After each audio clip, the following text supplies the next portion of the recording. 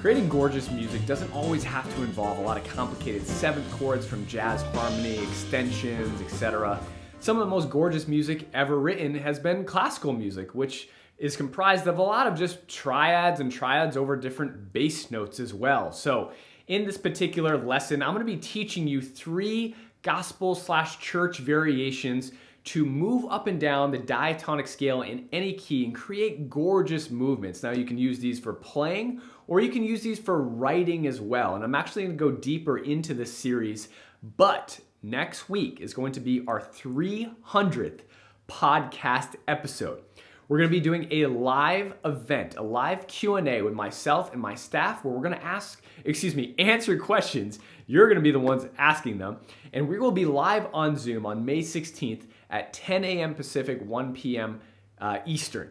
Now, to get on that live call, if you want to join us for the 300th celebration, go to jazzpianoschool.com/newsletter, jazzpianoschool.com/newsletter. You can enter your email address and you'll get the details for that live Q&A event with myself, my Jazz Piano School staff educators who are phenomenal, and we will be there celebrating, and that will be the 300th podcast celebration, which will go down in history in Jazz Piano School and obviously in the internet stratosphere. So we'd love to have you. I would love to have you.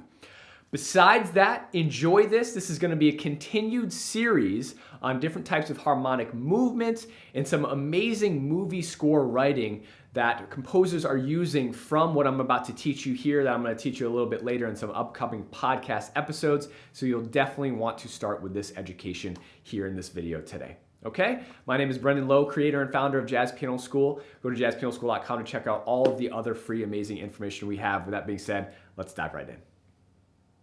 All right, so this is going to be really fun. So in jazz, normally, we have our 1 major 7, 2 minor 7, 3 minor 7, 4 major 7, right? These are all 7th chords.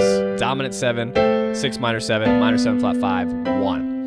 But in traditional kind of gospel, traditional church music, obviously that kind of stemmed out of classical music, all the greatest composers were playing in church, Bach, Mozart, so on and so forth.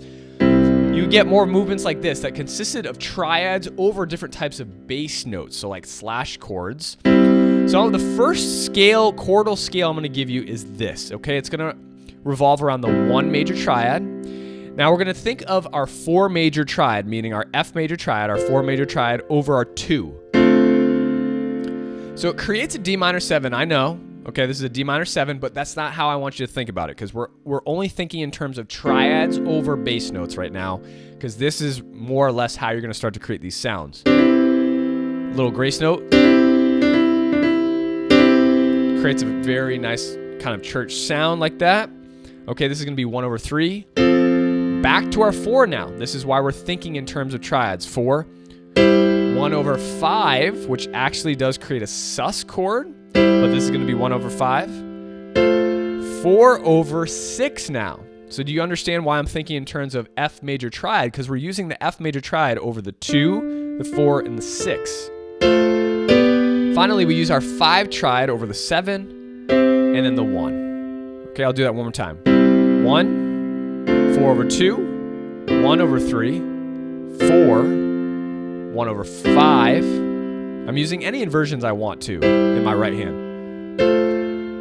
4 over 6, 5 over 7, 1, and back down.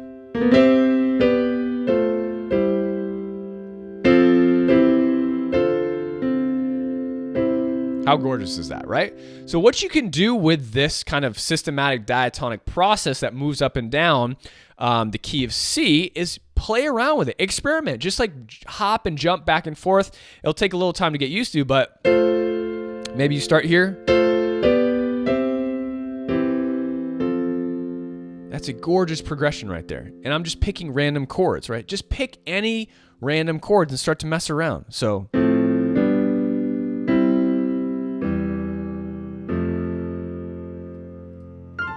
right?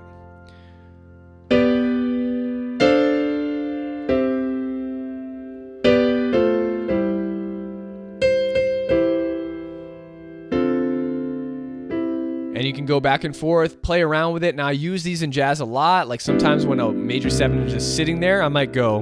In the blues especially, walking up to the 4. tritone down into a 1 or a 4 or a 4 major, right? So I might go into an F major 7. So I use these movements a lot intermixed with jazz, and that's why they're so important. Now I'm going to give you a variation that you can do that's going to have a slight variance in color. That sounds gorgeous as well. So the new one now, we used 4/2, okay, on the 2 chord, the 4 chord, and the 6. But now what we're going to do is we're going to use a 2 minor now over the 2, the 4, and the 6. So instead of a 4 major triad, here's our 4 major triad, 4 major triad, 4 major triad.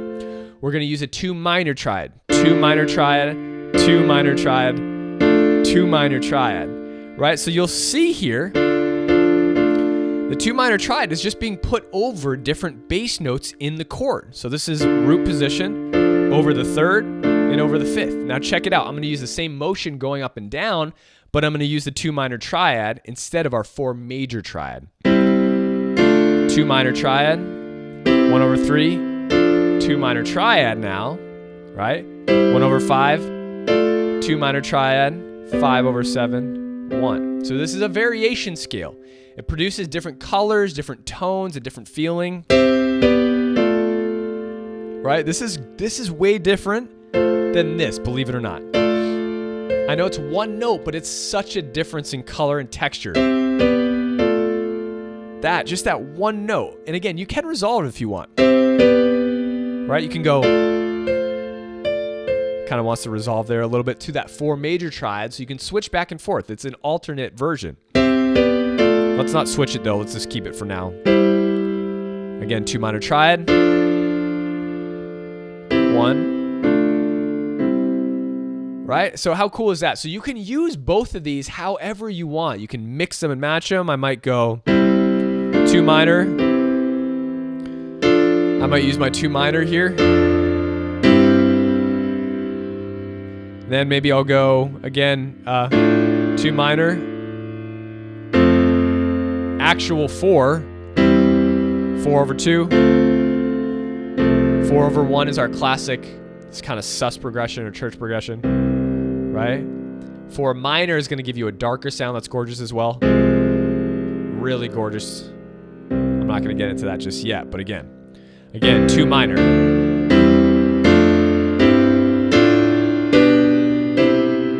Right? So you can play around with these however you want. And again, I use them in jazz a lot to kind of switch up different things. I'll pick different progressions. If I see a 4 major written in jazz, I might play the 2 minor over my 4. So again, and then I might go to my 5 sus maybe, 1/5. Again, not a jazz sus chord like this with the 7th in there. Just a regular sus. This just creates a sus. There's no 7th on the chord, meaning I don't have that F natural in there, right? I could go to this though, right? I could go 1, 4, 4, 5, 1 on that 5, all on the 5 chord. 1/5, 4/5, 4/5, actual 5, 1. Okay, and again, that's just a little hack, a little trick for you to switch up. Now, the last thing I want to show you, which is really, really important, is an alternating passing movement, which has to do with the 1, 2 minor, 1, 2 minor, 1, 2 minor, 1.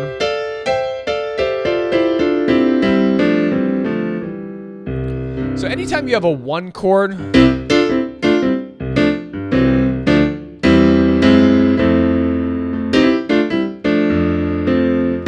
it's a really great movement that you can use in a number of different ways that literally just consists of a triad, triad, triad, moving up and down inversions.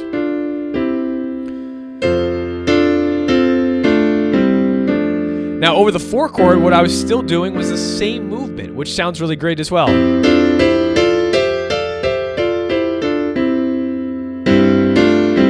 You can do it over the 5 as well.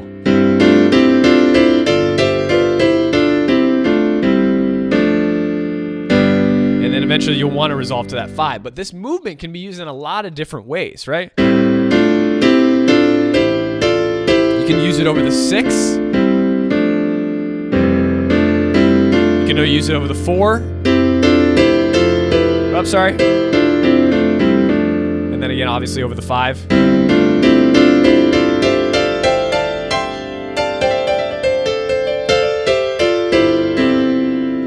Obviously resolve.